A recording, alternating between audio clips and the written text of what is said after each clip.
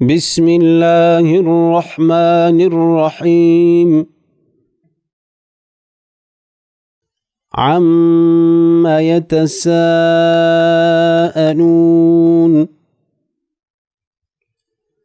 عن النبأ العظيم الذي هم فيه مختلفون كلا سيعلمون ثم كلا سيعلمون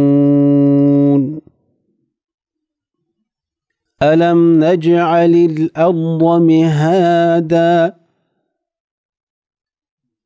والجبال أوتادا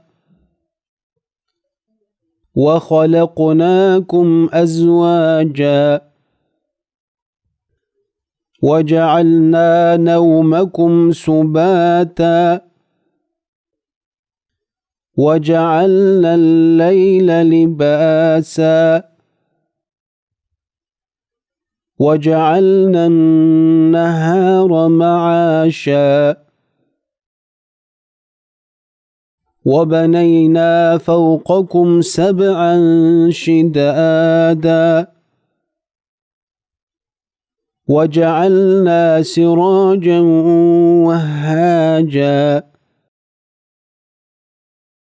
وأنزلنا من المعصرات ماء ثجاجا لنخرج به حبا ونباتا وجنات ألفافا إن يوم الفصل كان ميقاتا يوم ينفخ في الصور فتأتون أفواجا وفتحت السماء فكانت أبوابا وسيرت الجبال فكانت سرابا إن جهنم كانت مرصادا للطاغين مآبا لابثين فيها أحقابا لا يذوقون فيها بردا ولا شرابا إلا حميما وغساقا جزاء وفاقا إنهم كانوا لا يرجون حسابا وكذبوا بآياتنا كذابا وكل شيء أحصيناه كتابا فذوقوا فلن نزيدكم إلا عذابا إن للمتقين مفازا حدائق وأعنابا وكواعب أترابا وكأسا دهاقا لا يسمعون فيها لغوا ولا كذابا جزاء من ربك عطاء حسابا رب السماوات والأرض وما بينهما الرحمن لا يملكون منه خطابا يوم يقوم الروح والملائكة صفا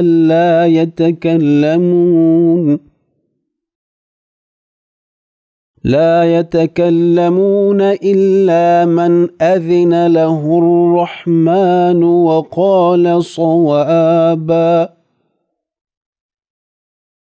ذلك اليوم الحق فمن شاء اتخذ إلى ربه مآبا إنا أنذرناكم عذابا قريبا إنا أنذرناكم عذابا قريبا يوم ينظر المرء ما قدمت يداه يوم ينظر المرء ما قدمت يداه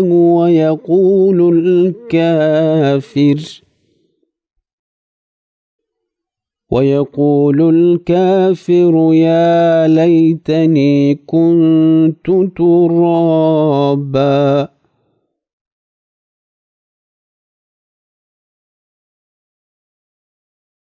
بسم الله الرحمن الرحيم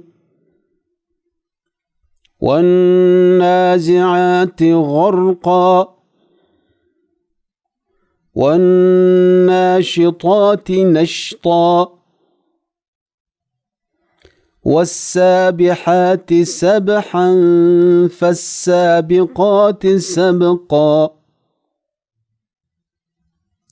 فالمدبرات أمرا يوم ترجف الراجفة تتبعها الرادفة قلوب يومئذ واجفة أبصارها خاشعة يقولون أئنا لمردودون في الحافرة أئذا كنا عظاما نخرة قالوا تلك إذا كرة خاسرة فإنما هي زجرة واحدة فإذا هم بالساهرة هل أتاك حديث موسى إذ ناداه ربه بالواد المقدس طوى اذهب إلى فرعون إنه طغى فقل هل لك إلى أن تزكى وأهديك إلى ربك فتخشى فأراه الآية الكبرى فكذب وعصى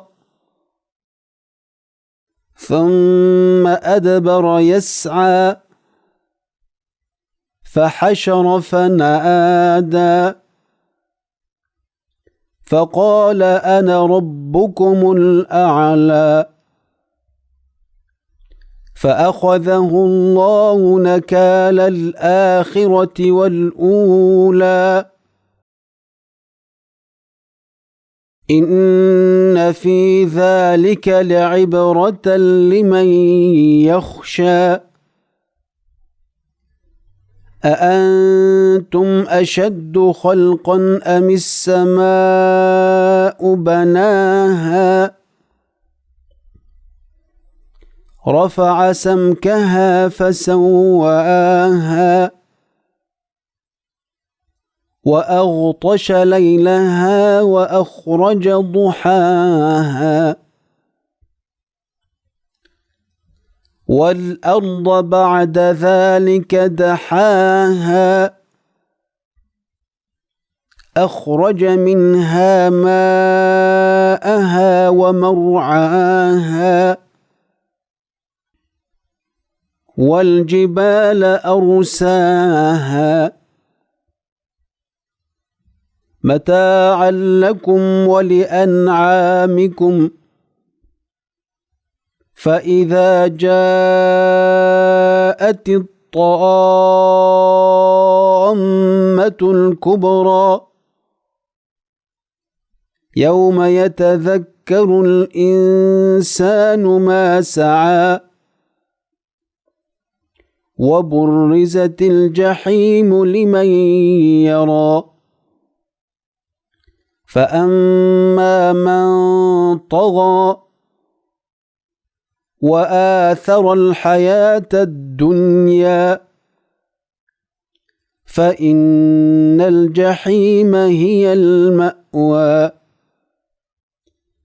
وأما من خاف مقام ربه ونهى النفس عن الهوى فإن الجنة هي المأوى يسألونك عن الساعة أيان مرساها فيما أنت من ذكراها إلى ربك منتهاها إنما أنت منذر من يخشاها كأنهم يوم يرونها لم يلبثوا إلا عشية أو ضحاها.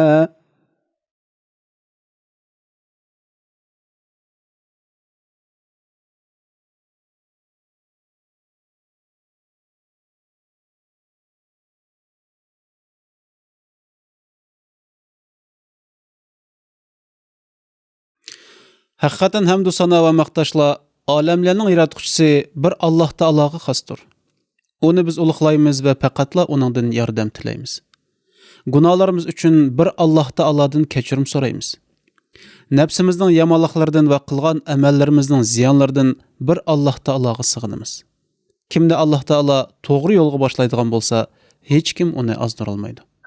Kimni eziqtiradigan bo'lsa, hech kim uni durust yo'lga kirgizolmaydi. Bir Alloh taolodan boshqa barhaq Xudo, iloh, tangri yo'q deb guvohlik beramiz. Muhammad payg'ambar alayhisalom bo'lsa, uning quli va elchisi deb guvohlik beramiz. Payg'ambarimiz Muhammad alayhisalomga, uning oila tavbatlarga, uning sahobalariga va agashkuchilariga durud va salomlar, yaxshiliklar va barakat bo'lsin. Assalomu alaykum, hurmatli ko'rarmanlar. Bu iftorga 1 soat programmasi. Men Adiljon Hofiz. Bizning bugungi qadrlik mehmonimiz bo'lsa 9 tomliq tafsir kitobining avtori, shundaqla ko'plagan diniy kitoblarning avtori islomshunos olim Muhammad Yusuf Qarajim. Assalomu alaykum. Va alaykum assalom. Yusuf Qarim, qanday ahvolingiz, yaxshimisiz? Yaxshi, Allohga shukr, yaxshi. Sizni ko'rib nihoyat xursand bo'lyapmiz. Alloh taolo rozi bo'lsin sizdan. Men xush bo'ldim. Mashallah. Qarim, hozir hammamizga ma'lum Ramazon oyi. Ramazon bo'lsa Qur'on oyi deb bilamiz. Bu oy shu Qur'onning nozil bo'lishi bilan sharaflangan bir oy. Bo'libmi hozir biz shu Ramazon oyining oxirgi 10'ida Qadr kechasiga duch kelib qilishimiz mumkin inshaalloh. Balkim Alloh taolo Qur'onda aytadi, inna anzalnahu fi laylatil qadr. Biz uni Qadr kechasi nozil qildik deb aytadi Qur'on Karimda. Ya'ni biz hozir ulug' oyda, balkim inshaalloh ulug' bir kechida Xudoyim bursa, ulug' bir kitob to'g'risida inshaalloh suhbat qilmoqchi bo'lyapmiz qarim. Ya'ni bugungi bizning mavzumiz ulug' kitob Qur'on Karim. İnşallah shuning ustida bir suhbatlashimiz deyapmiz qarim. Oldi bilan albatta har qanday narsaga har qanday narsa bilan cho'nqurroq tonishish uchun, uni cho'nqur bilish uchun albatta uning tarixini bilishimiz kerak. Uning tarixi bilan tanishib chiqishimiz kerakda. Shuning uchun oldi bilan shu Qur'on Karimning tarixida bir to'xtalgan bo'lsak oldi bilan. Buldu. Qachon va qanday nozil bo'lgan? Qarim qani marhamat. Buldu. Bismillahirrahmanirrahim. Qur'on Kerim Peygamberimiz Muhammed sallallahu aleyhi ve sellem'ga miladiyanın 610-yili Mekke'deki aşı g'arda Rasulullah sallallahu aleyhi ve sellem şəhərə çıxıb təfəkkür qıldikəndə peyğəmbər buluşdan burun aşı təfəkkür qılıb bu cəmiyyətdəki eləqə buzuqçılıq, butqa ibadet qilishdan ibaret, kuchliklar acizlarni buzaq qilishdan ibaret. Bu şundaq bir cəmiyyətdən zirkib chiqib aşı g'arda yemek içmekini elib chiqib aşağıda təfəkkür qıldikəndə uzun vaqtda haftada bir chiqib bir narsani elib yani kirib yani ajda qildigan. Şu bir kunlarda shahid o'ltirsa Cibrail aleyhisselam kelib Rasulullah sallallahu aleyhi ve sellem'ga o'qi deydi-da. Hechim yo'q, oldida o'qitgan hechim yo'q hamdi. Men o'qiyamayman dedi. Chunki Rasulullah maktabga bormagan, maktab ko'rmagan, o'qish yozishni o'rganmagan. Men o'qiyamayman desa, o'qi deydi. Yana o'qiyamayman degandan gelni siqib turib اقرأ باسم ربك الذي خلق خلق الإنسان من علق اقرأ ربك الأكرم الذي علم بالقلم علم الإنسان ما لم يعلم degan şu Sure Alaq'nınki 5'teki 5 ayetini şu çağda nazil qildi. Karamlik Rabbinin ismi bilan o'qigan Rabbing insonni yaratdi deb oxirigacha. Shuningdan keyin Rasululloh sallallohu alayhi vasallam bu bek qo'rqib ketdi bu. Bu birinchi qatim bunda ish bo'lyapti hamda qo'rqib ketib shaharning Xadija radhiyallohu anhaning yanıga ayolning yanıga kelib, men bek qo'rqib ketdim, meni yo'gab qo'yam degandan keyin ma'qul yo'gab qo'ygan. Yo'gab qo'ygandan keyin birdan shu damayib turib undan keyin deb etgan bo'lgan ishni. Mushunda bo'ldi degandan keyin siz yaxshidan yetimlarning beshini silaysiz, ojizlarga yordam qilasiz, izilganlarning tarafida bo'lasiz, zolimlarga qarshi turishsiz, siz yaxshidan. Allah sizni hargiz anda xar qilmaydi. Allah sizga ziyon yetkazmaydi demoqchimda. Deb tag'amning qishqi berib baqaylar, tag'am Nofel, Varaqat Nofel degan tag'isi bor ekan, ayolning tag'isi hamda. Bu kishi shu xristian ekan o'zi. Xristianniki kitoblarni o'qiydigan, ya'ni Allohning dinidan xabar bor odam ekan. Borgandan keyin ahvolni desa, siz shu oxir zamon payg'ambari bo'lishgan. Kashki sizni xalqingiz qo'g'lab chiqirayotgan chog'da shu yurtdan men bo'lgan bo'lsam sizga yordam qilatdim. Angacha mening umrim yetmaydi deganga Rasululloh hayron qoldi. Yo meni qavmim qo'g'lab chiqiramdi dedi. Nimishqa desa Rasulullohni bak yaxshi ko'radi kishi kichigidan tortib Muhammadul Amin deb. Muhammadul Amin degan ishonchli muhabbat degan gapdan. Rasululloh sollallohu alayhi vasallam axloqda, rostchilikda hammada o'rnakda hamda. Unda o'g'in hammadan yaxshi ko'rdi. Hech qanday dushmani yo'q hamda. Düşmanı qachon paydo oldi? Mushu vahiy kelgandan keyin dushman paydo oldi. Anda bo'lganda shu hayron qoldi-da, sizni qo'g'lab chiqirdi, qo'g'lab chiqirdi xalqingiz deydi. Shunda qilib Qur'on Karim shu Ramazonningki 17si. Ramazonning 21-kunimi degan gapim bor, rivoyatim bor, ammo Ramazonning 17-kuni deganda kuchli, shu chog'da nozil bo'lishga boshlaydi. Şehru Ramazanellezî unzile fîhil Kur'an huden linnâsi ve beyinâtin minel huda vel furqan deydi. Allah Teala Kur'an-ı Kerim'de. Ramazan ayı Kur'an-ı Kerim kişilerge hidayet bo'lgan Kur'an-ı Kerim nazil bo'lishga başlagan aydır deb Ramazan'ı ta'riflaydi. Demek ki Ramazan'da nazil oldu. Şunda bulab 23 yıl jarayonida nazil bo'ldi. 23 yıl jarayonida aşu kişilerin ihtiyacı qarab, kişilerin ahvoli qarab, chiqayotgan masalalarga qarab, kelgan savollarga qarab, ashunda nazil bo'ldi. Uning burungi kitoblar, masalan, Tavrat, Injil hammasi tayyorlar payg'ambarga berilgan ekan. Tayyor holatda.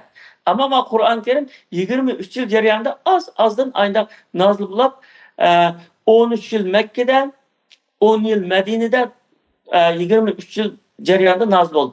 Nozil bo'lgan vaqtida har qatim shu oyat nozil bo'lsa, Rasululloh sollallohu alayhi vasallam uni yodlab olayotgan. Şu bir ayette la tuharrik bihi lisanaka lita'jala bi inna aleyna cem'ahu ve Kur'anahu deydi Allah Teala. Yani Cibril Rasulullah okup birasa Rasulullah sallallahu aleyhi ve sellem derhal yadlı velişini ağzına medriltip kılıp tuğanken sen ağzını medrillatmay tuğan. Cibril okup birsin abdan tınşığın. Onu senin kalbinge biz oynaştırış bizim işimiz o. Hatice'm unutup kalmaysan dep koyalım da. Şunda kılıp Kur'an-ı Kerim'ni Allah Teala Peygamberimiz sallallahu aleyhi ve sellem'in kalbi şunda unutudu, üzü şunda yadlı oldu. Yadlı olup şu cereyanda derhal üzünün aşı katip sahabe var. Zeyd abi degan bir sahabe şu vahiy yazılan katiplarniki başlığı. Hem de 40'a yakın sahabe Resulullah'ın yanında oturup yazıtken vahiyinice. Bir tarafını yadlaydı, bir taraftan üzü aşılığı detbirdi ola tirilerge, nemeninki sılıp taşlarga, yupurmaklarga ayda yezip Resulullah'ın uydu saklaydı bunu. Rasulullah vafat bo'lg'uchda Qur'on Karim nozil bo'lib turdi endi. Shu chaqcha ayda saqlaydi. Rasulullah vafot bo'lganki Rasulullahning uyida turdi bu. Shundan keyin Rasulullah vafot bo'lib, bir yilga qolmay bu dindan yenib olish harakati boshlandi bu arablarda. Rasulullah o'ylab ketgan, u o'ylaydi-ki, endi islomga kirgan bo'lsa-mu, chin dilidan kirmay, islom hokimiyadan qo'rqib İslam'a boysungan bir adamlar, münafık şekillik bir adamların batı Araplarının içidice. Şunu şu canlı, endi Muhammed öldü, onun dinimi tüküşüdü, dep namaz, biz zakat vermeymeyiz, dep İslam'ın perizliği karşı çıkan diken, halife, Resulullah'ın onuğa halife boğan Abu Bakr radıyallahu anhu ula karşı uruş açıdı. Şuna bu uruşta 70'ten artık qari şehit olap gidiyordu. Demek şu çağda Kur'an yazılan qarlı bek çıkken. 70 kişi şehit olgandan keyin shundan keyin bu Umar ibn Hattab radhiyallohu anhu mushu fikrni berdi. Qur'onni bir yezib nima to'plasak o'tgan Rasulullohning uyidagi Qur'onni to'plasak o'tgan degandan keyin bu Rasululloh qilmagan ishni biz qanday qilamiz degandan keyin yo'q biz buni to'plamasak başka Müslümanlarga yetmesi bo'lmaydi. Bunda zayavlab ketganga ma'qul deb qaylab shundan keyin yana shu Rasulullahning katibi Zeyd ibn Sabit radhiyallohu anhu o'zining yendagi sahobalar bilan birlikda buni to'plashgan. To'plashga 1 yilcha vaqt ketdi demdi. Buningda qanday qildi desa, bütün shu Rasululloh yezib ratlab qo'yganini akilib, shu qog'oz yuziga rat bilan hatto surilarni hammani Rasululloh deb bergan shu chaqdicha. Aynen retlep olan. Şunda retlep. Şunun bilan birlikte yana Kur'an yazılan qarilarni akilib, şu qarilarni sizlar o'qib beqinglar, men oyatni yodisqilib. Yodisqa o'qig'inga men yozgani odil kelsa, uni rost shunda to'g'ri mushlar yodlaganlik qasam qildirib, to'g'ri deganda yozgani. Shunchalik inchikda dunyo tarixida bunda Qur'onning to'planishidek bunda inchik ish bo'lmagan gap endi. Shunda to'plab Abu Bakr radhiyallohu anhu yendi saqlab qo'ydi bunu. Bu 625-yil bo'lgan ish bu. Saqlab qo'ydi. Saqlab qo'yib, u vafot bo'ldi. Undan keyin Osmon radhiyallohu anhuning davri kelgan vaqtida islom echildi chiq shaharlar, masalan, İranlıklar, Rimliklar, yana boshqalar musulmon bo'ldi. Boshqa millatlarni chiq musulmon bular islomga kirdi. Anda bo'lgandan keyin musulmonlarga şu şehirlerge evetişke İslam'ın talimatları gerek. Talimatının birincisi Kur'an-ı Kerim'de. Kur'an-ı Kerim'de evetişke gerek de Osman radhiyallahu anhu yani şu Zeyd ibn Sabit'ni ya da şu vahiy katiplerini toplap bunu şu Abu Bakr radhiyallahu anhu toplagan şu Kur'an-ı Kerim'ni 7 nusxaga ko'paytkizdi. O çağda fotokopi maşinesi oldu. Birden bir yazıp demdi 7 nusxani yazıp çıktı. 7 nusxani yazıp çıkandan bunu Mısır, Bahreyn, Basra, Kufa, diganga o'xshash Makka aşağıya evetib turdi. Ayna saqlaydi. Şu Osman radhiyallohu anhuning zamonida shu to'plangan shu nusxaninki 7 nusxaninki bir nusxasi bu İstanbuldagi Topqapı Sarayı Muqaddas Amonatlar Sarayida saqlangan. Birisi O'zbekistonniki diniy idorasida aynak jihozning ichiga ep qo'yilgan. Burun onu Petersburg'a urusla akitib, keyin akib birib ekan. Yana birisi Medine Munavvarada bor deydi. Shu vaqtidagi shu qo'l yozma nusxaniki. Hamda hozir bizning qo'limizda dunyoda hamma yerda bo'layotgan Qur'on Karim nusxasi Osmon roziyallohu anhuning shu vaqtidagi nusxalanadigan nusxasiga asosan ko'paytirilgan nusxasi. Bir harf yoki eng bilan bo'lmagan gap hamda.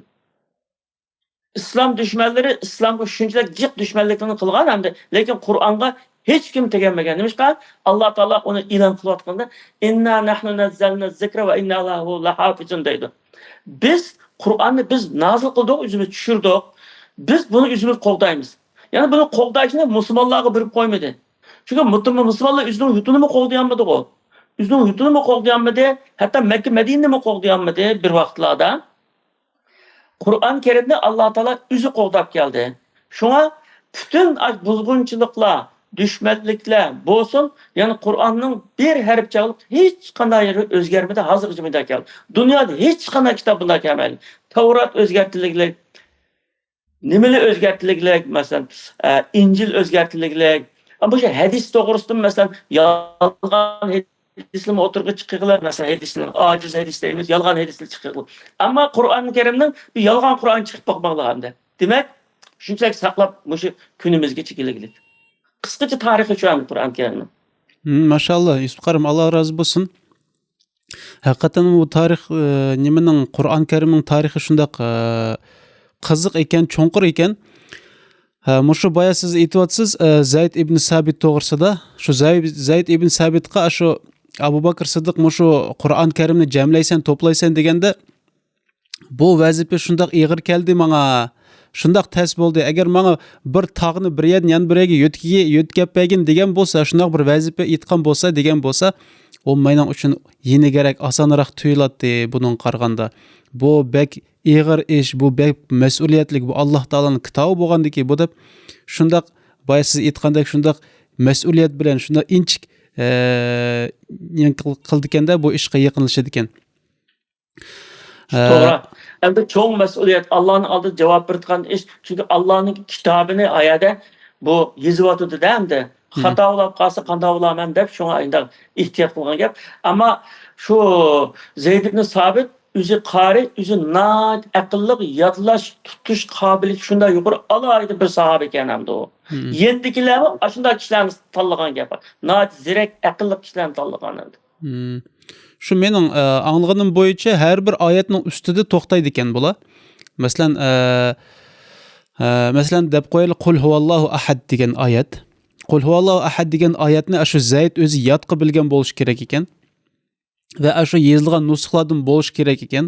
Shundaqla Umar ibn al-Xattob bo'lgan shu tekshirish nimasida, komissiyasida u mu yodqa bilish kerak ekan shu oyatni. Va shundaqla yana uningga qo'shimcha yana eng az 2 guvochi bo'lish kerak ekan. 2 guvochi bo'lib, 2 guvochi bo'lgandan keyin, ashlar ta'kidlagandan keyin, ha, mana oyat bor, biz yozladik deb ashni ta'kidlagandan keyin shu vaqtida u oyat shu kitobga kirdi ekanda, yozildi ekan. Bo'lmasa yo'q. Ya'ni ashunchalik, ya'ni inchikni qilganda buningga bu masalaga yaqinlashgan ekan. Hatto qasam qildiruvlar ularni. Shu to'g'rimi shu qilganimda. Maşallah. Qarim, endi bu Qur'on Karim albatta Alloh taolaning kitobi, buningda hech qanday bir shak yo'q. Bu Qur'on kitobining har bir harfi durust bizga yetib keldi. Hech qanday bir xato yo'q deb ishonamiz. Alloh taolo Qur'on Karimda aytadi-ku: "Zalikal kitabu la rayba fih." Bu shunday bir kitobki, uningda hech qanday bir kamchilik, hech qanday bir xato hech nima yo'q, topolmaysizlar deydi Alloh subhanahu taolo. Shunday mutawatir bo'lib bizning kunimizgacha yetib kelgan kitob. Endi bu kitobning nozil bo'lish maqsadi nima uchun Alloh subhanahu taolo avatdi bu kitobni? Ya'ni qanday bir maqsad, nima uchun avatdi bu kitobni biz uchun? Alloh taolo Qur'on Karimda unga javob berib deydi: "Kitabun anzalnahu ilayka litukhrijan nasa minaz zulumati ilan nur bi izni robbihim ila siratil azizil hamid" deydi. Bu Qur'onni biz sana shunda ey Muhammad alayhisalom, Qur'onni biz sana shunda bir tushirdikki, sen insonlarni azg'unlikning, zulmatning, qorong'uliklaridan iymonning, Robbingning yo'liga, iymonning yo'liga chiqarishing uchun bu Qur'onni nozil qildik dedi. Qur'onningki nozil bo'lishining birdan-bir g'oyasi insonlarni to'g'ri yo'lga boshlash, ozg'unlikdan chiqarish, o'ziga o'xshash, o'zidanmi tuvan turadigan maxluqlarga, masalan, daraxtlarga, kalalarga, insonlarga, butlarga deganga o'xshash, o'zidan tuvan turadigan narsalarga ibodat qilib, shularga cho'qinib, o'zini xar qilishdan iborat bo'lgan xarlikdan o'zini yaratgan ulug' Robbiga ibodat qilish orqali o'zining hurmatini, o'zining karomatini, o'zining azizligini o'ttirib chiqarsin deb Qur'on Karimni nozil qilgan. Qur'on Karim butun insoniyat uchun azizlikning, ustunlikning va kuchli bo'lishning bir vositasi. Ya'ni ularni ozg'unlikdan qutuldirib, to'g'ri yo'lga yetaklash uchun chiqargan. Amaliyotda shu chog'dagi arablarda kız balalarını bu numus keltirdi, kabilelerle biz uğraşsak uğraşamaydı, bizge paydası yok bunun da kız balalarını küm batıdığan, trik toğuzup 7 yaş gelgende küm batıdığan. Kabileler birisi daim uğraşıdığan ve aşı buzakni kuşluklu buzak kılıdığan. Ayallarını miras onu da alıdığan. Aşında bir naçar bir cemiyetten şu cemiyetteki insanlarını şu Kur'an-ı Kerim terbiyelep, yani yarım əsrge bağmaydıgan bir vaqt içinde 23 yıl degen çarek əsr memez.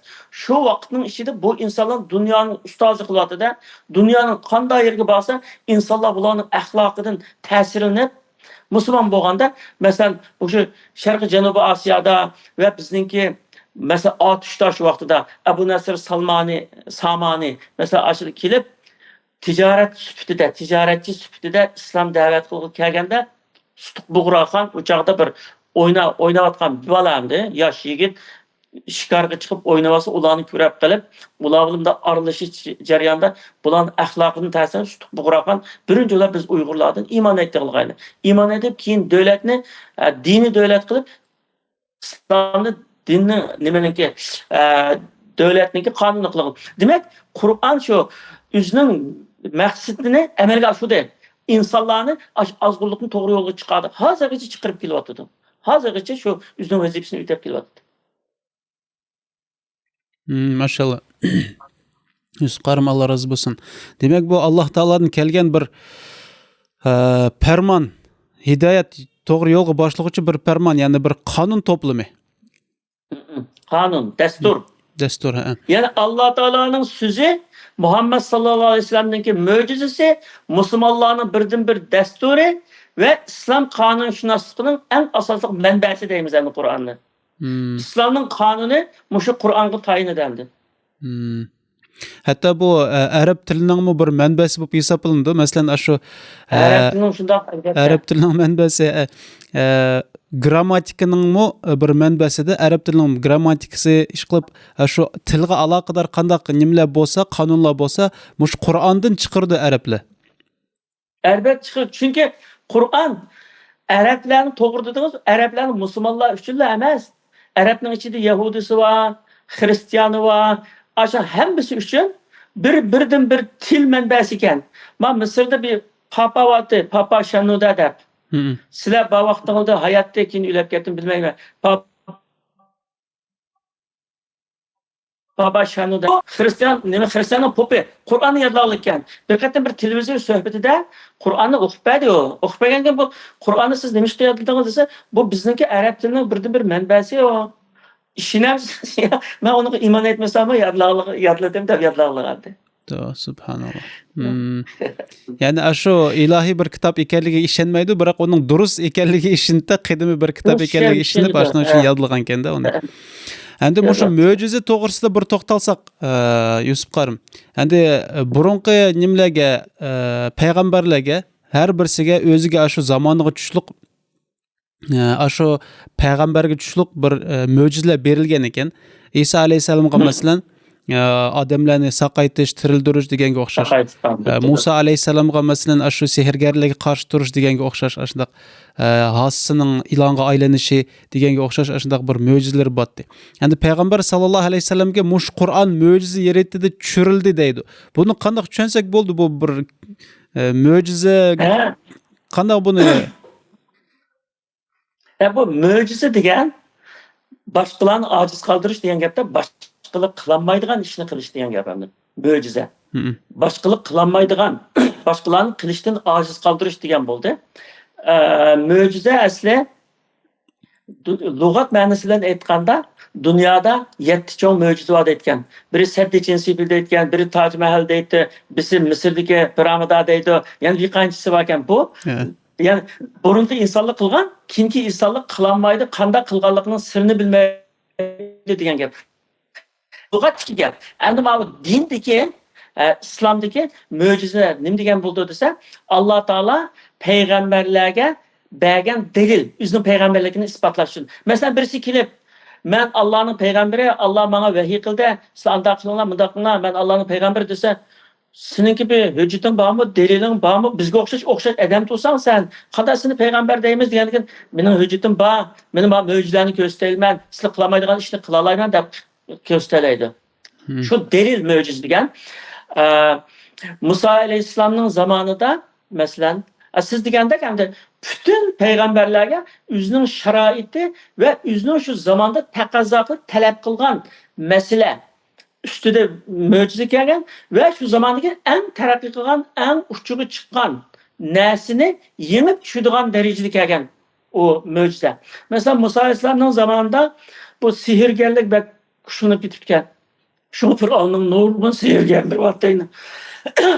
Bu sehrgarlik bak taraqqiy qilib ketgandan keyin Alloh taolo Musa alayhissalomga aşı sihrini berbat qildigan, uning hasisi yilonga aylanib, ejderhaga aylanib, onun sihrini berbat qiladigan bir mo'jizani berganda, shuni bilan ular Fir'avnning odamlari, o sehrgarlar dunyoning eng kuchli, eng bilimli, eng mo'jiz odamlari biz deb aytib qo'yatgan. Aytib qo'yganki, Musa alayhisalom bir hasis bilan kelib, uni yengib o'tgandan keyin u odamlar qoyil bo'lib, sajda qilib Allah'a secde qilib iman etdi hammasi. İman etgan, qoyil qilib o'tgan. İsa alayhissalomning zamonida meditsina, doktorlik bakteriya qilgan. Ular o'zida dunyoda hech kim bizga yetmaydi, dunyoning eng usul doktorlari biz devatgan bir qavm.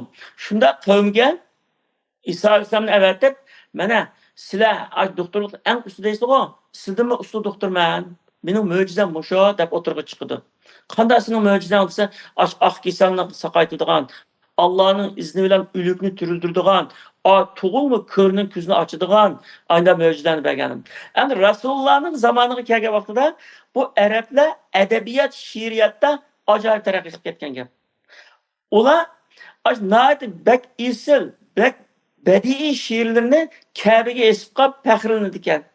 Yani biri bir kabilenin bir şairi bolsa, abdan bir şair bolsa, bu kabile degan acayip çoğ obro'yli kuchli bo'lib ketgan. Aşı şair maqtash orqali. Şunu o şair nayet bek pulluq bir iş yaptı. Bir şair bo'lgan odam degan pulga dunyoga petib ketadi endi o. Pulni berib, oltinni berib, meni maqtab ber desa, nayet qamlashmagan bir qabila nimamda bir şair bu qabila degan andaq qabila, mundaq isil qabila, mundaq yaxshi qabila bir şiirni birini o'qigan, bu qabila Arabning orasida ajoyib obro'li cho'ng odam bo'lib ketgan. Şunu olan o pul bilan topilayotgan narsani şiir orqali topadi ekan. Am bir qabilani tushirmoqchi bo'lsa boshqalar, o qabila haqida aynan hija şiirni birini o'qib qo'ysa, o qabila yuzini ko'tarolmaydi ekan. Shunchalik amti bek kuchli. Shunda chog'da hatto bu arablar al-qatl anfa lil-qatl degan bir so'zni nayet bek bediiy, bek ixcham, bek isil so'z bu deb, shu so'zni Kabe'ning ichiga sig'ilib. Bu nima degan gap desa, öldürüşün aldığını aldı deydi. Öldürüşün aldığını aldı degan gap, sen o qatilni öldürsen, adam öldürgen adamın cezasını bersen, başka bir adamni öldürmeydi degan gap hamda. Ama Kur'an-ı Kerim mushu so'zni yengish uchun o'sha uning danq chiqargan shu so'zga raddiya berish uchun "Velakin fil qisas hayatun" degan oyatni tushiraylik. "Velakin fil qisas hayatun" degan so'zda necha hassi isil. Birinchidan so'zningki qancha qisqa bo'lg'ini har qanday tilda qisqa so'z bilan maqsadni uqtirganlik badbadiylik. Velakin fil qisas hayatun deganda 12 harf bor. 12 harf bilan ifodalaylik. Al-qatl anfa lil-qatl degan so'zda 14 harf bor. Uningdan keyin o'ldirish degan gap, o'ldirish, o'lim degan gap kişilerge chiroyli anglanmaydi. Öldürüş dese her qanday odamning achchig'i keldi, her qanday odam yaxshi qarshilmaydi. Hozirmi shundoq shu. Öldürüş degan gap deyilmaydigan gap. Shu yerda öldürüş deganning o'rniga qisos degan so'zni keltirdik Qur'on Karimda. Qisos degan bir adolatni his qildirdi. Öldürüş degan gapning o'rniga qisos degandan öldürüş desa, masalan, palonni o'ldirib etibdi desa, hammadan ish chaqirib, nayt achchig'i keldi. O'ldirib etibdi desa, bak achchig'i keldi. Ammo palonni qisos etdi desa, ha, obdan bo'libdi deydi. Qisos etdi desa, onu shunday askil qilib ekan. Qisos degan o'ch elish, ya. Qisos o'ch elish, intiqom elish. O'ch elish, ya'ni jazolash deyiladi, jazolar. Uningdan keyin har qanday bir tilda bir so'zning ikki qatim takrorlanishi bu tilninki badiyligiga ta'sir etkazdi. Al-qatl anfalul qatl deganda o'ltirish oldinda o'ltirish degan ikki qatim takrorlanadi. Ma'nida oyatda shu qisas hayotida o'ltirishmi yo'q? Hayot degan so'z bor. Hayot degan gap insonning qalbiga shunday yoqadigan, hamma odam hayotni yaxshi ko'radi, hayotni degan gapni keltiraylik. Demak, necha qatli shu isil Kabiga asgan, po atgan shu so'zlardan bir oyat shuncha hassa ayndaq yuqori bo'lgan. Qur'onning boshqa oyatlari mana shunday. Arablarni shunday qilib butun badiiylikning hammani tushirib sahnadan tushiribdi. Bu Qur'onning shu mo'jizaligidan chamdi. Bu adabiy mo'jizasi endi bu. Adabiy mo'jizasi. Endi buniki mana ilmiy mo'jizasini desak, masalan, nurg'on endi Qur'on bir qancha misol keltirsak, masalan, sizimning bu terida ishkanligini endi bir kishilar his qilgan gap endi. Masalan, bu sizim terida ishkanligi. Masalan, o'qilni sog'a vaqtida shu teridan o'tib ketsa, kimmiday qildi, go'shtning ichiga kirib ketganda u yingni og'rimaydi masalan. Demak, sizimning terida ishkanligini birinchi qatim Qur'on Karim e'lon qilgandi. Qur'on Karim deydi: "Va baddalnahum juludan g'ayriha yazuqul azab" deydi. Dozoq ahliniki nimasini? Dozoqqa tashlagan o beqatim kuyab tugisi bo'ldi-ku, qutlayolmaydi shu. Kuygandan keyin terisi kuyab bo'lganda, yangi teri yangishlaymiz, azobni tetish uchun deydi. Badanni yangishlaymiz demaydi, terisini yangishlaymiz deydi. Chunki sizim og'riqni sizitgan narsa teri ekan. Buni Qur'on Karim bizga deb berilganda. Endi yer sharining o'zining o'qida ayindiganligi to'g'risida hamda Qur'on Karim 6-asrda xabar berayotgan. Keyin o olimlar uni isbotlab chiqdi. Shu to'g'risida va shamsi tajri li mustaqarrir laha zalika taqdirul aziz alim val qamar qaddarnahu manazil hatta adiyal urjul qadim deydi. Kun quyosh o'ziniki belgilangan o'qida aylandi. Oyg'imi shu nimalarni belgiladik, o'rinlarni belgiladik. Eng oxirgi vaqtda yachaqdek bo'lib qoldi deb. Mushuningdan hamda bu Diminki ziminin ayındıqanlığı çıkıttı. Bu zimin yer şarı Quyoshdan 93 milyon mil uzaklık endi.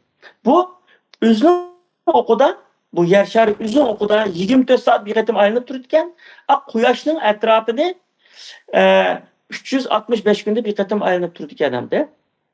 Mushundan Qur'on Karim birinchi qatim xabar berildi. 6-asrda xabar berildi endi. Hech kim bu to'g'rida og'iz ochamagan, hech kim bu to'g'rida o'ylab boqmagan bir vaqtda.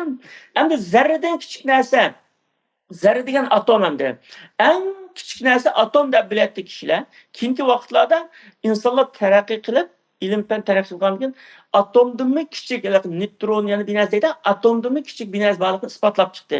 Ammo buni Qur'on Karimda o'z vaqtida dektiganda va ma ya'zubu an robbikum misqal zarratin fis samawati va la fil ardi va la asgharu min zalik deydi. Alloh taolo shu zarrachilik narsani biladi, u narsa Allohning ilmidan ketmab ketmaydi. Zarradan kichik narsani Alloh biladi deydi Qur'on Karimda. Zarradan kichik narsa degandan, zarradanmi kichik narsa bor ekan dedi Qur'on Karimda. Ilm-fan buni atomdanmi uzun vaqtgacha ilm-fan sohasida dunyodagi eng kichik narsa atom deyilgandi. Ana shu atom parchalari, shu atom parchalaridanmi kichik narsalarniki borligini elektron deydi, neutron deydi, bir narsa ayda parchalanadi ekan. Şunimi Qur'on Karim xabar bergan. Qur'onni ilmiy xabar hamda hozirgi zamondagi ilmiy tadqiqotlar o'rilgan nimasi. Endi barmoqninki, masalan, barmoqning izini burungi zamonda hozir shunda bo'lishi mumkin. Xat yozishni bilmaydigan, imzo qilishni bilmaydigan odamlarga barmoqning izini bostirdi ya, qo'l bostirdigan ish Ha. ayni. Endi hozir bu barmoq izi degan dunyoda bak rasmiy qo'llanilgan bo'lib ketdi hozir. Masalan, Saudiya Arabistoni aeroportdan kelsam bo'lmasa barmoq izini beradi masalan. Ha. Bu barmoq izi 1884-yili bayqalib, shu chog'dan tortib ishlatib o'tilgan hozir. İnsanlarni bir-biridan ayirish uchun barmoq izini. Chunki insonlarning beadamning barmoqlari beadamning barmoqlari izi o'xshamaydi ekan u. Buni Qur'on Karim deylayapti. Bala qadirina ala an nusawwiya banana dedi. Biz bularning barmoqlarini hatto shu izini o'xshash qilishga qodir biz, lekin o'xshash qilmadik demoqchi aytdi. Undan xabar berildi. Endi Fir'avnning jasadini masalan, hammadan biluvdim Fir'avnning jasadini. Bu Fir'avnning jasadi to'g'risida Alloh taolo "Fal yawma nunajjika bi badanika litakuna liman khalfaka ayat" deydi. Shu Fir'avnning Nil daryosida g'arq bo'lgan vaqtida, o'ladigan vaqtida, "U men iymon etdim, hamda tövbe qildim" deganda, hozir iymon etdingmi? Hozir aytgan iymoningning foydasi yo'q. Shu sakaratga tushgan vaqtida aytgan iymonning qilgan tövbening foydasi yo'q hamdacha. Bugun sening badaningni qutqizib qo'yamiz, kimlarga ibrat olsin uchun deydi. Bu badanni shu chog'da shu Alloh taolo shu qutqizib qo'ya olganda, buni hech kim bilmaylik, ammo Qur'on Karim buni deb qo'ya olganda, 6-asrda deb qo'ya olgan. 1889-yili inglizlar shu Suez kanalini, Misrning Suez kanalini ochgan chog'da bir yerdan bir jasad tepib oldi. Bu jasad tepib buni akitdi Angliyaga. Keyin Misr qaytib turdi. Bu jasadga qarasa, bu mumiyolanmagan jasad ekan. Bu mumiyolanmasa jasadni saqlab bo'lmaydi. Misrliklarni burundan tortib mumiyolash madaniyati bizning Uyg'urlardan bor. Masalan, bizning Ko'riran Guzili, masalan, uningdan boshqa shu milodiyadan burungi vaqt tortib bizning Uyg'ur ish bor ekan. Mumiyolash saqlab bo'ldi. Mumiyolanmasa saqlanmaydi endi. Endi shu jasadni tashxisi mumiyolanmagan, shuni bu hayron qilib Morris Bucay degan fransiyalik eng cho'ng ayda doktorni akilib chaqirtib, uningga xristian doktorni akilib tekshirib ko'rsa, hatto shu nimaninki izlari, tuzliq suninki izlarimi badanda qilib qolgan, sumaklarimi ishim bo'lmagan, chirimagan, bozulmagan, biroq mumiyolanmagan. Buni hayron qilib, bu mumkin emas deb Morris Bucay aytdi degandikin, ayadiki tekshirib qatnashganlar musulmonlarning kitobida Qur'onning jasadini biz saqlab qo'ydik degan bir oyat bor degan. Mumkin emas, qanday saqlab qo'ya oladi uni degan.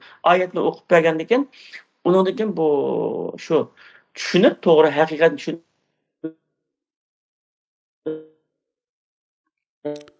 Bağılmış yaxshi bo'lmayotdi kichkina.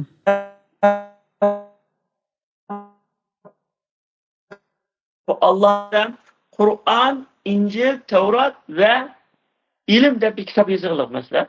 Demek yani Kur'an-ı Kerim'deki hem ilmi, hem edebi, hem arkeoloji, hem astronomiye tarafından mucizeleri milyon yani bekçik hem de izlengen adamga. Ama izlenmeyen adam bir kitapken deydi hem de onu. İzlensen işte resmi bir cevher bu. Bu Kur'an okup, ibadet kılıp, ibadet kılsan sevap tapılı otgan, ma'nosi bilib amal qilsangmi savob topib bo'lgan ayda bir kitob. Endi Qur'on Karimni o'qish savobli, savob bo'ldi. Boshqa narsa yo'q.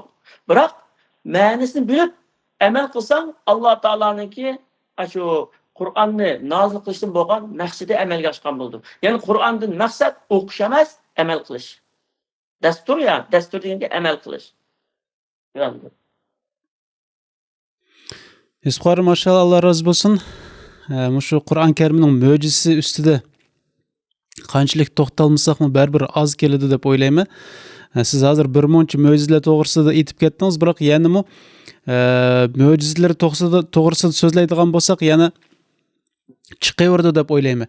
Siz birinchi nima kitobni yozib bitirgan to'g'ri.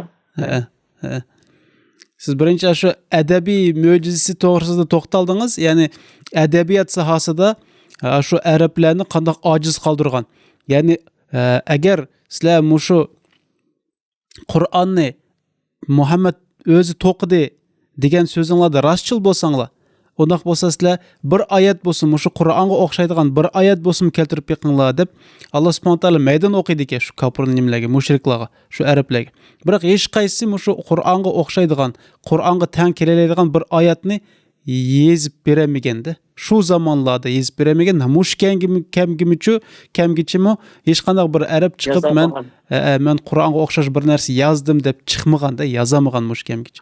Demak, Alloh subhanahu va taolaning mushu adabiyot sohasidagi mo'jizasi shu arablarning oldidimi ayon bo'lganda, aniq bo'lganda, ular yozamaydiganligini tushunganda, yozamaydiganligini tushungan bilgan. Hatta itiraf qildigan o'zlarini Qur'on Karimda bir oyat va qul la in ijtama'atul insu wal jinnu ala an ya'tu bimisli hadzal Qur'an la ya'tuna bimislihi walau kana ba'duhum li ba'd zahira deydi.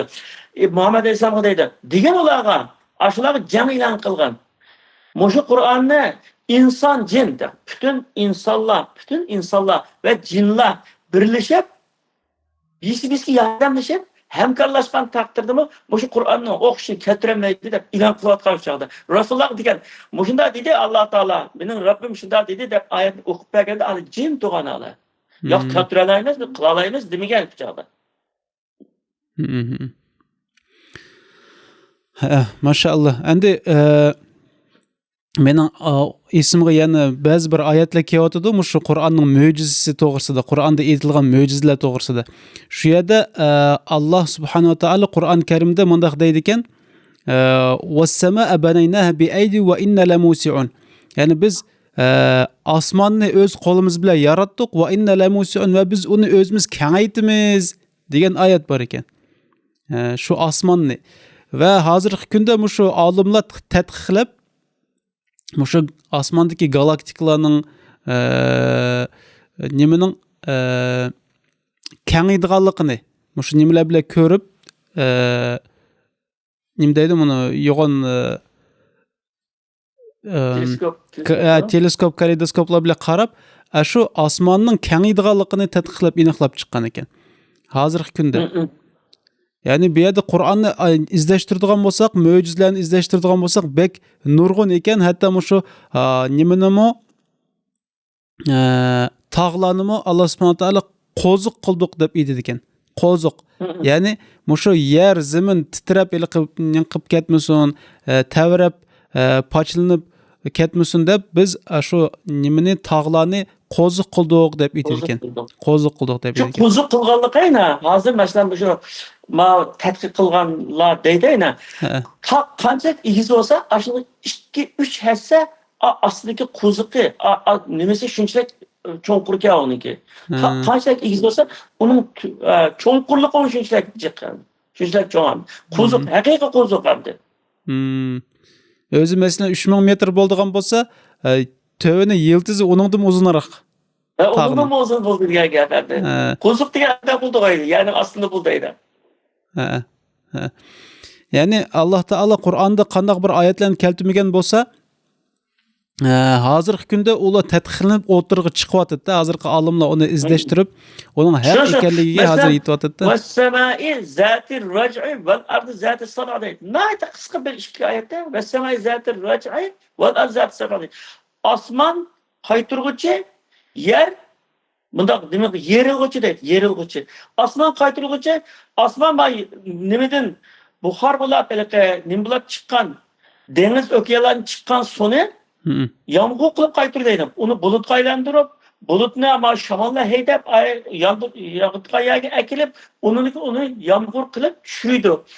Sada ovozni aşağıdan sada qaytirdi masalan. Undan keyin hozir mana internet deymiz, nima deymiz? Sun'iy visionlar moshulning hammasini shu nima yuqoriga chiqdi, yuqorini qaytirdi. Qaytirdiganligini deylik. Avval arzat sadan yerilg'uchi. Bu yeriladi, ziroatlarga yeriladi, nurg'un narsalarga yeriladi, zamin yeriladi. Yerildiganligini deylik. Bu yerilish bilan bu qaytirishni tadqiq qilsam, yo'g'on bir kitob bo'ldi. Acayip meselelerni ölçüyor. Yani Kur'an-ı Kerim aslında ixcham ikki tane söz bilan nurg'un ma'nolarni uqtirayotgan gap. Endi bu yerda Kur'an-ı Kerim bir fen texnik kitobi emas, ilm fanning kitobi emas. Bu Kur'an-ı Kerim hidayet kitobi ve dastur ve ibadet kitobi, ahlak kitobi, tuzum, qoida, qonun hamda. Ama her qanday bir ilm fanga bir yipuqchi berdi. Yipuqchi berib qo'ydi. Ay baga yipuqchi ashuma. Aslındaki hemisi aşı ilim izden güçlerge bir belge yipuqchi. Aşının arkalık izdini demdi. Şu an hemen nasıl Kur'an'da var degan gap, Kur'an'da şu işlerin yipuqchi var. Tefsili depemisi mi? İzlenişinin yolları bakımında. Mana moşun to'g'risida men so'ray degandim. Mushu Qur'on Karim ko'plagan savollarga javob berdi deydi. Yani qanday qilib bir savol paydo bo'lmasa, seningda ashning javobi Qur'on Karimda bor deb aytadi ve biz bunu bilamiz ve bunun ishonamiz. Biroq kunimizda masalan zamonaviy har qanday narsalar taraqqiy etib ketdi. Masalan aytaylik sun'iy aql degan narsa bor masalan. Sun'iy aql masalan. Mushuning to'g'risida masalan bir ma'lumot topqili bo'lamdi Qur'on Karimda. Hozirgi zamonaviy bir yangiliklar haqida bir ma'lumotlarni Qur'on Karimda topqili bo'lamdi. Onun da mesela Kur'an-ı Kerim ciddi ayetlerde işaret kılıyorlar mesela. Ve yahluku ma la ta'lemun diyen ayetler var mesela. El-hamira vel-bigala literkebuha ve zine ve yahluku ma la ta'lem deydi. Yani şu zamanlardaki insanlara işe, keçir, at bu sizniki hazır katnaş Kur'an'ınla sizni minisyon kısımda yarattı. Allah Teala yani sizler bilmeydiğin dersini yaratıdı deglik ma ayettim ha. Hazır şunda qaraydigan bolsak, hazır qatnaş kuralları o qıpqılalı o yerda. Aeroplan deymiz hamda maşini deyli, paraxot deyli, hatta yer astı sunun astidagi g'avvos deyli masalan hamda. Aşı nurg'un narsalarni, ularning aqliga kelmagan narsalarni va yaxluqu ma la ta'lamun degan bir tane ayet, bir cümle ayet bilan aşının hammani uqtirib olgandi. Şunun içine kirden de aşılacağım da şu insanlar bilmegen, şu insanlar aklına keltirip bakmagan ve tasavvur kılıp bakmagan narsini Allah Teala'nın yaratılganlığı doğrusunda. Yani nurgun ayetlerde muhina yipuşlarını birlegendi şu hazırki terakkiyat doğrusunda nurgun yipuşlarını Kur'an-ı Kerim'de birlegendi. Şunga asaslık şu alimler Kur'an-ı Kerim'de bağ dep şu an şunda dedi. Endi qarım Qur'on Karimning mo'jizalari to'g'risida aytadigan bo'lsak, endi gap jiq so'zilib ketadi. Bizning bu programmamizmi yetmay qoldi. Buning to'g'risida tom kitoblar yozilgan. Ham mushkamgichmi yozilyotdi hozirgi kungacha. Chunki yangi ma'lumotlar chiqyotdi Qur'on Karimdan. Kun o'tgan sari, yillar o'tgan sari Qur'on Karim ko'nirmay aksicha yashirib texmi yangi ma'lumotlar chiqyotdi Qur'on Karimda. Qur'on Karimdan shuning uchun bu mo'jiza to'g'risida so'zlaydigan bo'lsak, bizning vaqtimizmi yetmaydi. Qaror, shuning bilan tamom qilsak bo'lamdiki, deyman mo'jiza to'g'risida. Endi bunu da Qur'on Karimning mushu 7 qiroat bilan 7 turli qiroat bilan nozil bo'lganligi to'g'risida bir to'xtalsak, nimishki 7 qiroat, nimishki 7 ga bo'linadi? Bu Qur'on Karim bir kitap emasmi, bir qiroat emasmi? Hem bununki bir hadis var. Kur'an 7 harf bilan tushdi deb unzil ala ahrufin sab'a deb. Bunu alimlar bu 7 harfdan maqsad 7 shiva. Har qanday bir millatninki şiveleri oldu ama mesela bir yurt bilen bir yurtun şivesi oldu mesela. Mekkelik bilen Medinelikning şivesi okşamaydı. Mısırlık bilen Saudiyalikning şivesi okşamaydı. Suriyalik, Iraklik deganga okşaş hem bir millet olsun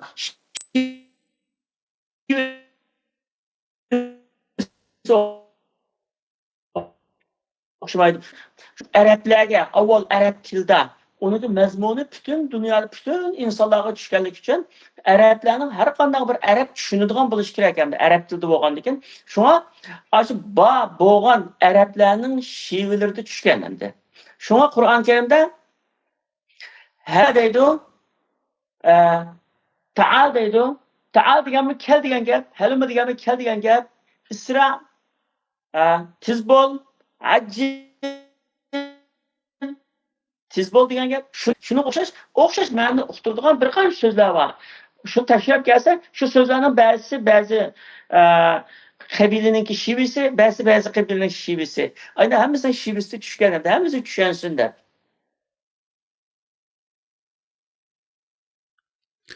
Tushunishlik. Demak, bu 7 qiroat deganimiz 7 dialekt degan ekanda shu vaqtida 7 dialekt. Demak, har bir 7 dialekt, 7 shiva.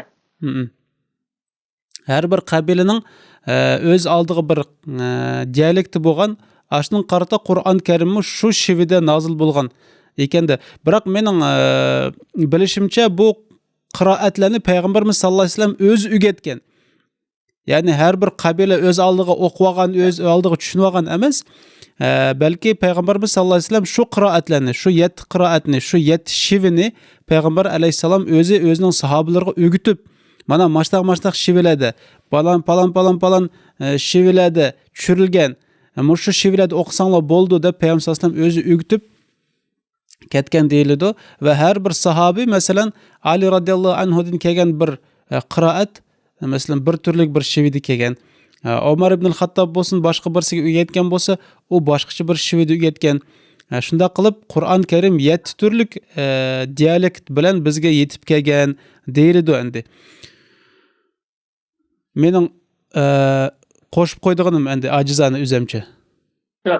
En ahir bo'lib kelgani shu Osman radhiyallohu anhu Qur'on Karimni nusxalandığı vaqtida nurg'un shu shivilarniki hammasini shu Quraysh shivisini asos qilib turib, to'plab ayda qilgan. Hozirgi Qur'on Karimda shu Quraysh shivisiniki shu shivamda shu butun dunyoda mashhur bo'lgan shu hozirgi chilayotgani shu hamda Osman roziyallohu anhuniki shu Osmoniy Qur'onmi deb qo'ydi Qur'on Karimda. Biz hafs tamomida Qur'onni Osmoniy Qur'on deb qo'ydik.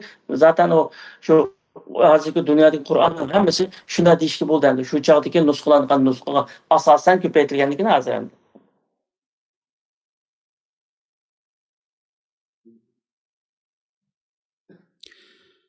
Bağlanışımız kichkinam ajizroq bo'lyapti, hurmatli ko'rarmanlar, ayibga buyurmanglar. Endi bu shivi to'g'risida so'zlasakmi, bak uzoq vaqt oladi, chunki bu shivi to'g'risida bak jiq kitoblar yozilgan. Ama shu 7 qiroat, 10 qiroat degan kitoblar bor. Masalan, Imom Ash-Shotibiyning nima qiroatlar yig'indisi bor. Shu qiroatlarning hammasini bir kitob qilib to'plab yozib chiqqan Imom Ash-Shotibiy bak cho'ng olim odam, uni hammasi taniydi. Ama shu qiroat o'rganaman degan odam cho'qim shu kitobni o'qib yodlashi shart endi. Endi qiroatning nima ekanligini endi tushundik desakmi bo'ladi endi. Endi qarang, biz bu Qur'on kitob, Alloh taolaning kitobi, Alloh taolaning so'zi, bizga avatilgan bir farmon, bir qonun, hidoyatchi deyapmiz. Hatto Qur'on Karimda aytiladi, bu sizlar uchun bir shifo deb.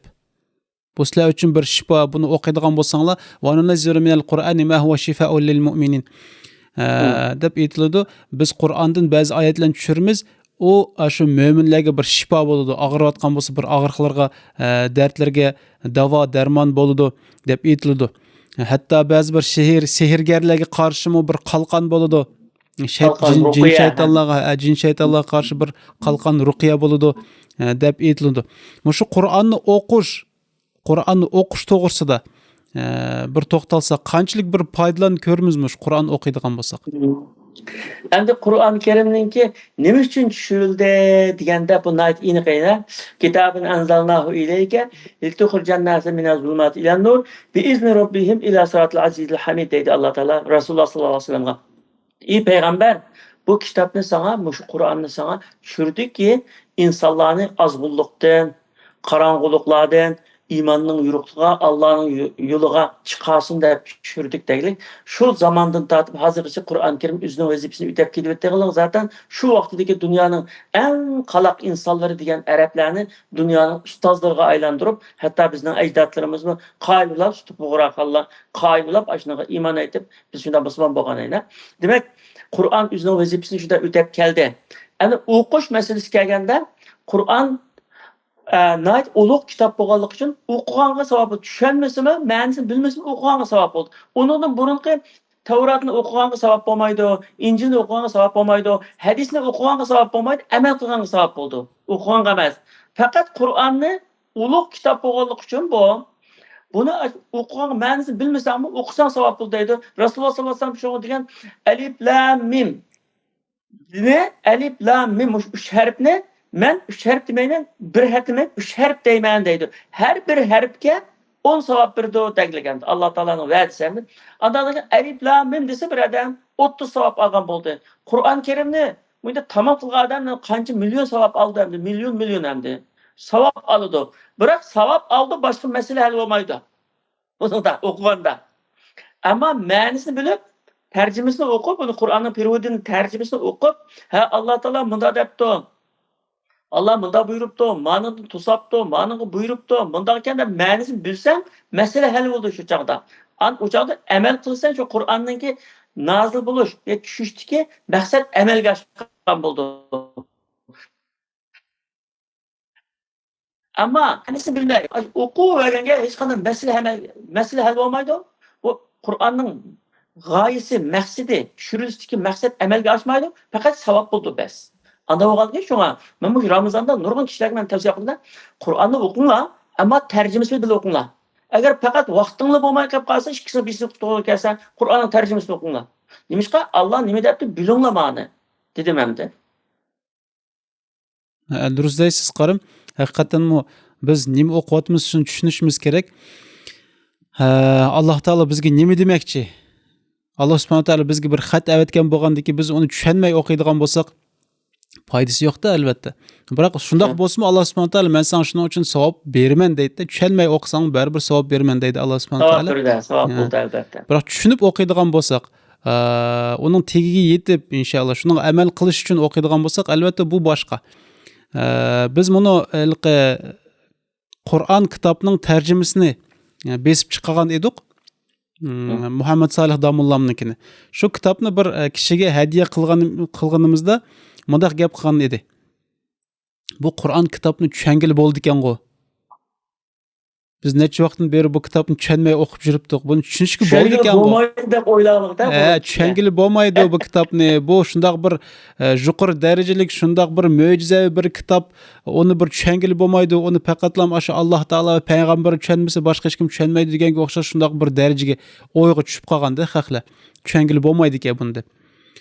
Uni o'qib yurgan shuni damsepli bir-biriga suv damsep ichib yurganda biroq o tarjimasini chiqarib xalqlarga yetkazgandan keyin bular buni tushungili bo'ldi ekan-ku, buning ma'nosi bor ekan-ku, buning mazmuni bor ekan-ku deb shundoq deydigan kishilar chiqdi-da. Endi qarim sizning mushu Qur'on tarjima qilganingiz bor. Shuningda bir to'xtalgan bo'lsak, hozirgi kunda masalan siz ham 9 tomlik tafsir kitobini yozib chiqdingiz, ham Qur'oni Karimning tarjimasini tarjima qilib chiqdingiz. Hozirgi kunda masalan kitob o'qimaydi xalqlar, o'qimaydigan bo'lib ketdi, oz bek o'qiydiganlar. Shundoq bir zamon, endi shundoq bir zamonda kitob yozib uni besib chiqarishning qanchalik bir foydasi bor deb o'ylaysiz? Sizdek aslında oylaydigan kişilerin qilib bor, aslında deganlar bo'ldi. Amaliyotda qarasam, bu elektronlashib ketgandan hamda dijitallashib ketgandan bu kishilar hatto Qur'onni meshitga kirib o'tirib, meshitda tayyor qolib qolgan Qur'onni elib o'qimay, telefondan o'qiydi qadamda. Bular o'rnidan qo'pib Qur'onni elib o'qimay, ayda qitqan bo'lib ketdi hamda. Bu bir tarafdan bizga aytdi, yaxshi bir Allohning ne'mati bu hozirgi bu taraqqiyotchi hamda yo'limizni qisqartirdi. Bizning dinimizga xizmat qildi bo'ldi. Ammo qat'iy isimizni chiqarmasligimiz kerakki, kitob o'zining kitoblik qimmatini hargiz yo'qotmaydi.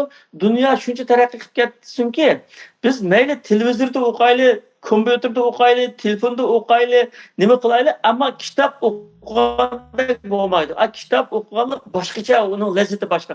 Shunga Alloh taolo payg'ambarlarga kitob tushirgan. Bo'lmasa payg'ambarlarga vahiy qilib kitap düşürmesimi? Sen kavimlere denle mal diyen gibini yetkizgin, ağzın arka yetkizgin desimi yetkizette. Lekin kitap düşürgen. Şu kitabın enzalnahu ileyke dep aşı. Sana bir kitapni tushirdik. Muşu kitap arkalı kişilerni hidayetke çıkargın dep. Şu bu kitapning ta qiyomatgacha ma kitapning o'zininki bu ortiqchiligini, bu shu alohidligini qat'iy yo'qotmaydi bu. Kitap hozirgi zamonda o'qimaydi u. Bu to'g'rida bir qissasi bor. Buni men Qozog'iston deb bergan uni sizlarga. O'sha 30 yillarda ma Shvetsiyaniki xristianlar Gunnar Yarın deganlar masalan. O'sha Shvetsiyaning xristianlari bizning vatanda xristian diniga qattiq bir kuchab ekan bu xristian qilish uchuncha. O chaqda doktorxonalarni silib, maktabdan hech qanday qilib ketgan, ammo bizning Uyg'urlarni xristian qilolmay keyin mag'lub ketaylik. Shu nimada İncilni besibdi bu xristianlar. İncilni nayt sifatlik besibdi. Biz taqalsa bikim amaydamda Osmanlılar zaten onu hamda o'qimagan ekan hamda. Ammo shuning bilan birisi deptaş xristianlardan birisi nima javob atamiz biz? Bu xalqqa ya bu xalq o'qimasa buni. Bunda sifatli qilib pulni buzib bu İncilni bosqinimizning nima foydasi bor degandan o'tdi etgan. Bu hozir o'qimaydi. Ma chiroyli besib qo'ygan, bu da chiroyli kitobga deb uyga kelib qolib qo'ydi. Bakalik o'qib. Uyga kelib qolib qo'ydi. Qolib keyin Javanga kitobni qatoriga tizib qo'ydi. Tizib qo'yib u o'qimaydi. O'qimay uning bolalari keladi keyin bolalar dadam saqlagan kitobga men saqlab qo'yay hamda deb bilmisim hamda dadam saqlagan ekan. Dadamning tavarigi deb saqlab qo'ydi. Saqlab qo'ydi. Uningdan uning nevrasi keldi. Dab qarab baqay qanday kitobga mening dadam bu saqlagan kitobga hamda bu qimmatli kitob bo'lmasa saqlamaydi. Qarab baqay deydi, shu chaq nevrasi o'qiydi debdi ekan. Demak o'qiydi hamda uni. Birisi o'qimasa birisi o'qiydi hamda. Ya'ni shu Jiraqni ko'zlagan ekanda. Iroqni ko'zlagan ekan. Endi hozir men qarang o'sha nimada bizningki Uyg'urlar 65-yillar atrofida 65-yil atrofida Misrda bir jurnal chiqib ekan arabcha. 8 yilda 10 son jurnal chiqib ekan. 8 yilda 10 son.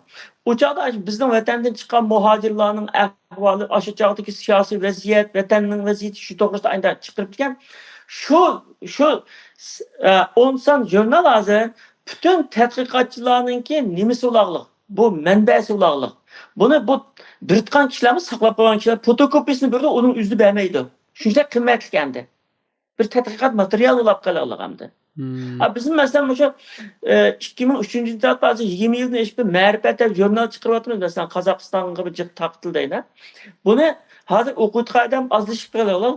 Azlaşıb qalğan bolsa-mı biz bunu Muşuna bir qepqal tarixte qepqaldıgan bir engişter diyen asasda kuch chiqirmiz. Jabutar saqma qilimiz. Kişiler xalımızmı, kişiler amısımı biz bunu chiqirmiz demişqa. Bu tarixi bir qepqaldı kinkil paydalandı bunun da. Aşına o'xshashamdi. Bu kitabını hazır o'qimasa, hozir qadar o'qimasa, balki onun bolaları o'qiydi. Başına qanday. Bu bir asli sadaqatun jariyada. Yani hech qachon to'xtab qolmaydigan bir cho'ng bir sadaqa. Yani Allah adam savobi to'xtab qolmaydi. Adam bolsa qaytish bo'lib ketsa-mu, baribir savobi tegib turgan, yetib turgan bir cho'ng bir sadaqada bu. Endi shu Qur'onning tarjimasi to'g'risida qarim bu Qur'on Karim Uyg'ur tiliga, ya'ni burunqi zamonlarda tarjima qilingan ekan deydi-da. Bu shu tarixi to'g'risida kichkina burunqi zaman hatta shu Sutuq Bog'raxonning zamonida shu Qaraxoniylar zamonida tarjima qilingan degan ma'lumotlar bor ekanda.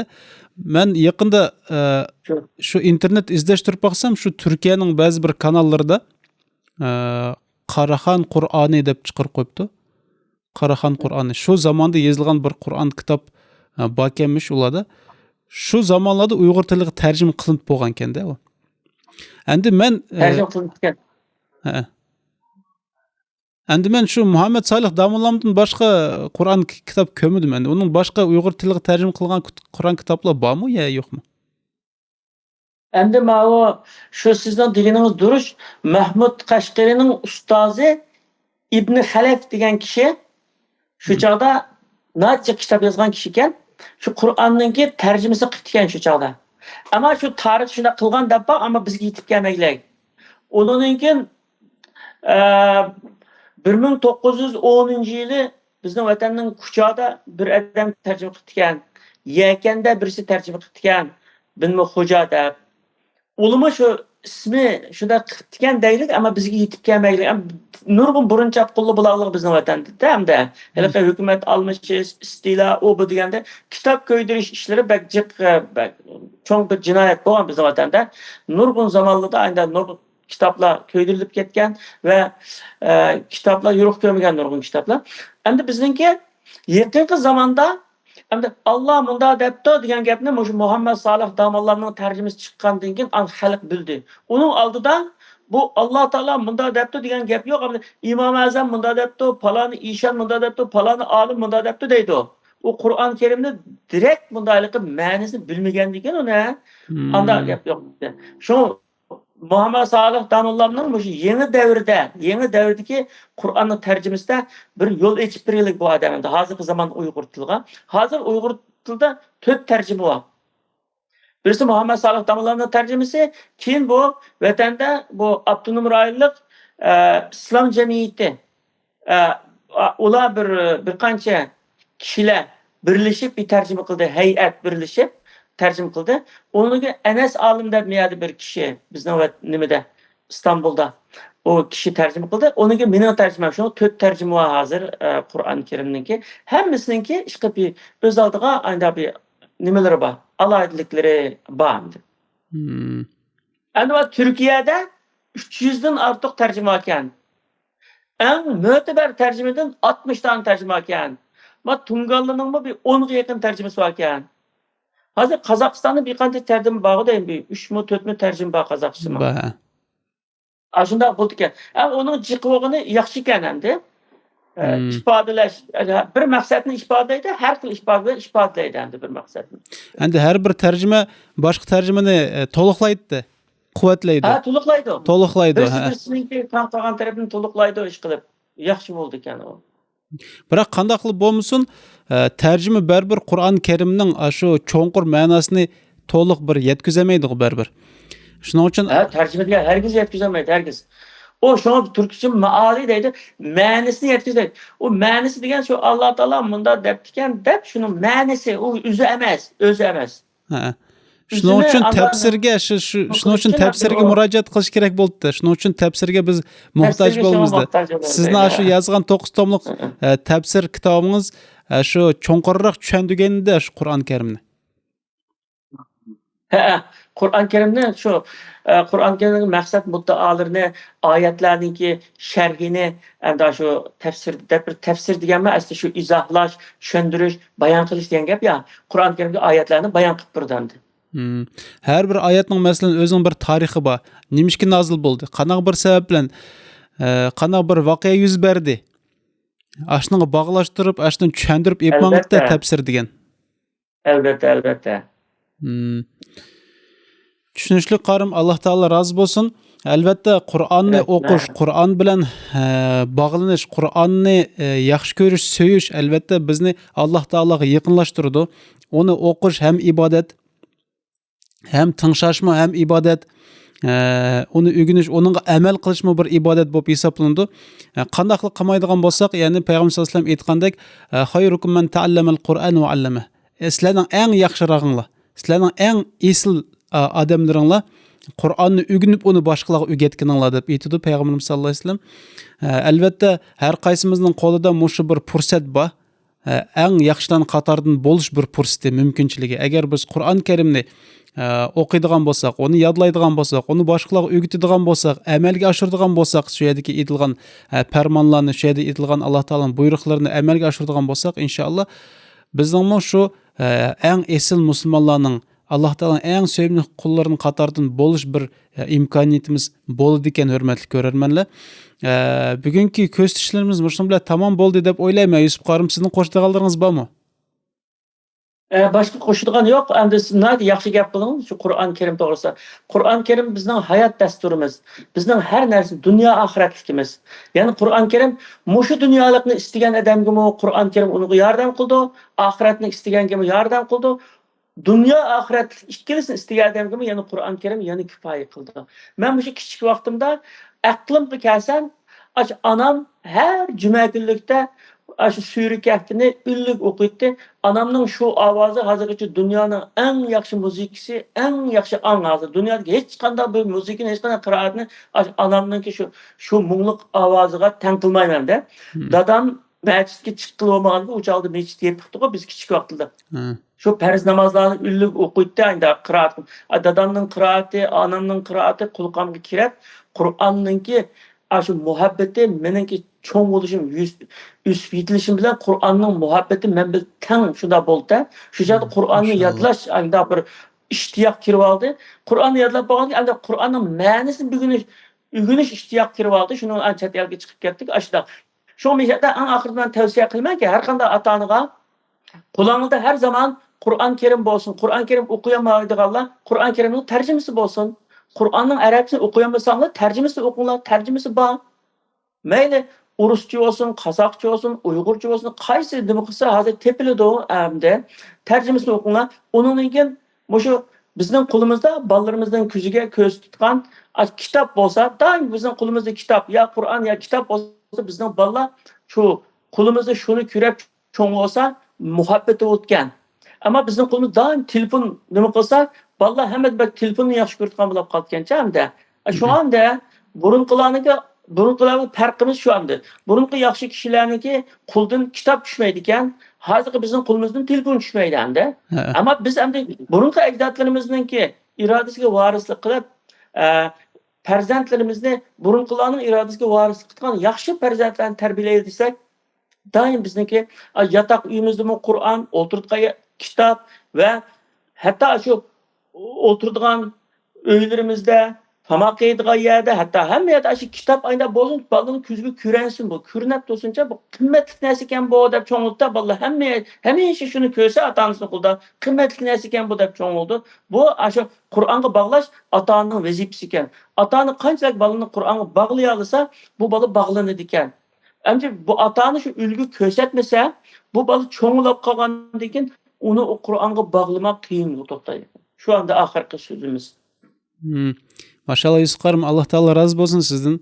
Bugünkü sohbetimiz inşallah paydalık, önümlük bo'ldi deb ümit qilaman. Sizga ko'pdan ko'p rahmat. Allah razı olsun. Allah Teala ilmingizni ziyoda qilsin. Sizni yani kutimiz efirimizda.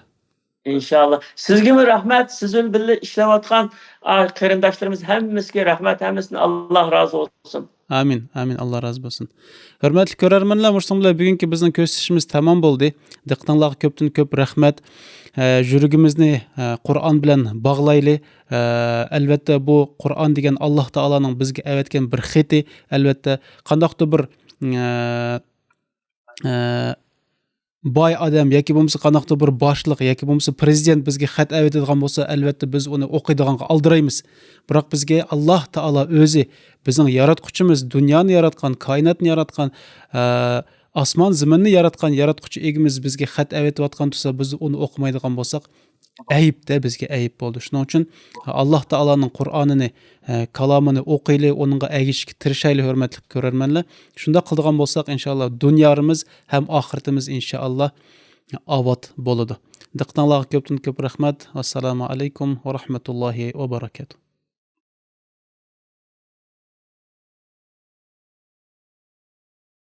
بسم الله الرحمن الرحيم ويل للمطففين الذين إذا اكتالوا على الناس يستوفون وإذا كالوهم أو وزنوهم يخسرون ألا يظن أولئك أنهم مبعوثون ليوم عظيم يوم يقوم الناس لرب العالمين كلا إن كتاب الفجار لفي سجين وما أدراك ما سجين كتاب مرقوم ويل يومئذ للمكذبين الذين يكذبون بيوم الدين وما يكذب به إلا كل معتد أثيم إذا تتلى عليه آياتنا قال أساطير الأولين كلا بل ران على قلوبهم ما كانوا يكسبون كلا إنهم عن ربهم يومئذ لمحجوبون ثم إنهم لصالو الجحيم ثم يقال هذا الذي كنتم به تكذبون كلا إن كتاب الأبرار لفي عليين وما أدراك ما عليون كتاب مرقوم يشهده المقربون إن الأبرار لفي نعيم على الأرائك ينظرون تعرف في وجوههم نضرة النعيم يسقون من رحيق مختوم ختامه مسك وفي ذلك فليتنافس المتنافسون ومزاجه من تسنيم عينا يشرب بها المقربون إن الذين أجرموا كانوا من الذين آمنوا يضحكون وإذا مروا بهم يتغامزون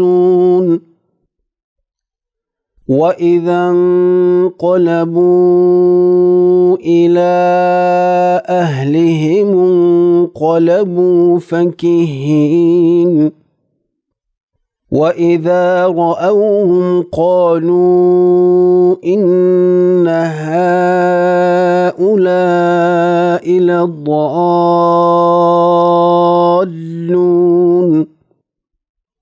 وما أرسلوا عليهم حافظين فاليوم الذين آمنوا من الكفار يضحكون على الأرائك ينظرون هل ثوب الكفار ما كانوا يفعلون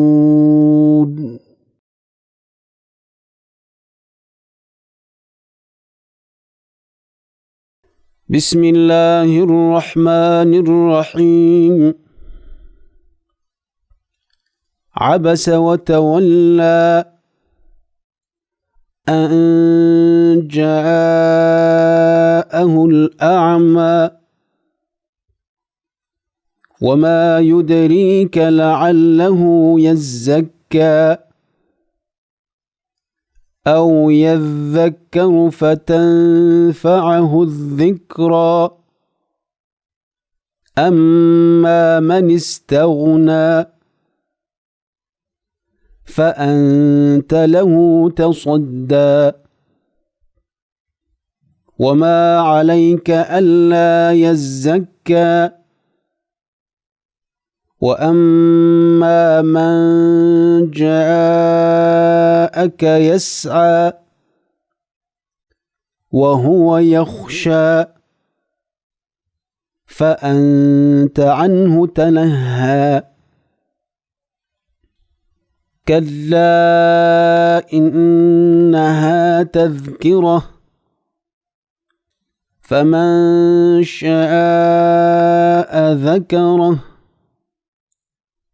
في صحف مكرمة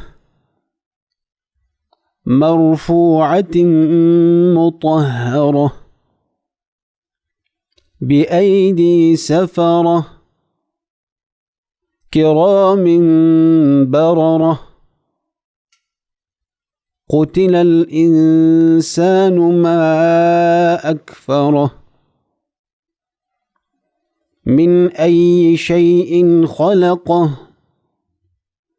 من نطفة خلقه فقدره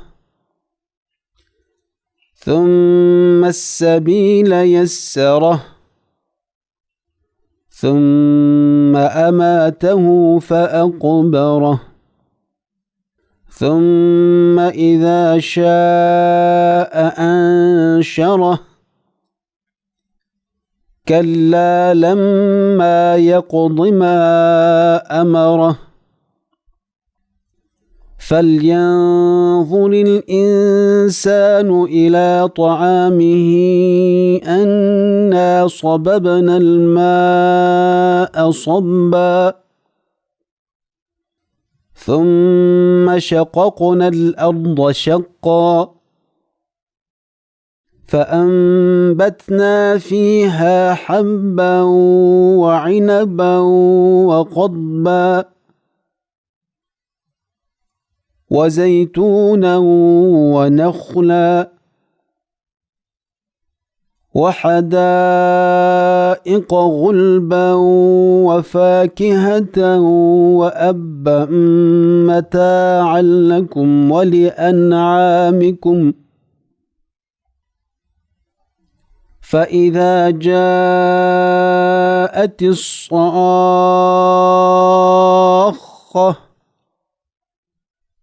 يوم يفر المرء من أخيه وأمه وأبيه وصاحبته وبنيه لكل امرئ منهم يومئذ شأن يغنيه وجوه يومئذ مسفرة ضاحكة مستبشرة ووجوه يومئذ عليها غبرة ترهقها قترة أولئك هم الكفرة الفجرة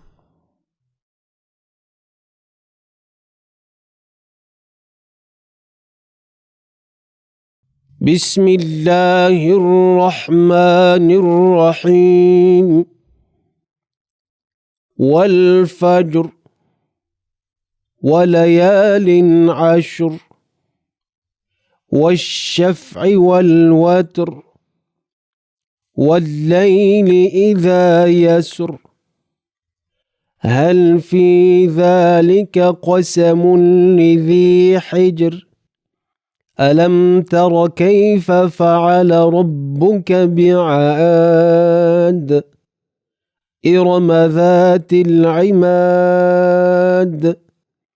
التي لم يخلق مثلها في البلاد وثمود الذين جابوا الصخر بالواد وفرعون ذي الأوتاد الذين طغوا في البلاد فأكثروا فيها الفساد فصب عليهم ربك سوط عذاب إن ربك لبالمرصاد فأما الإنسان إذا ما ابتلاه ربه فأكرمه ونعمه فيقول ربي أكرمن وأما إذا ما ابتلاه فقدر عليه رزقه فيقول ربي أهانن كلا بل لا تكرمون اليتيم ولا تحاضون على طعام المسكين وتأكلون التراث أكلا لما وتحبون المال حبا جما كلا إذا دكت الأرض دكا دكا وجاء ربك والملك صفا صفا وجيء يومئذ بجهنم